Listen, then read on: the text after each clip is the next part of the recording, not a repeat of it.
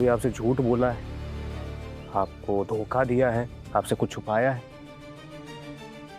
युवा नेता मयंक रंजन ने हमसे शादी का वादा करके हमारे साथ कई बार फिजिकल रिलेशन बनाए। मतलब ये वीडियो? मतलब कि ये केस हम ओपोजिशन के लॉयर के दलील के चलते नहीं हारे, बल्कि इस वीडियो क्लिप के चलते हारे हैं। नहीं। क्या भाभी ने कभी आपका साथ छोड़ा है जब आपको उनकी जरूरत थी? राज जी, आप अपने सपने को दोबारा देखिए और इस बार पूरा करने के लिए देखिए। हम हैं आपके साथ। कोई गेस्ट आने वाला है? हाँ। ठीक है, आप रिसीव कीजिए, हम तो थोड़ा थक गए। तो ये खिलौने ऐसे नीचे क्यों गिरे हुए सारे? हाँ, वो एक्चुअली लंच बना रहे थे ना, उसमें बिजी हो गए, समेटना भूल गए। अच्छा, तुम हेल्प कर दोगी? हाँ हम उठाते हैं।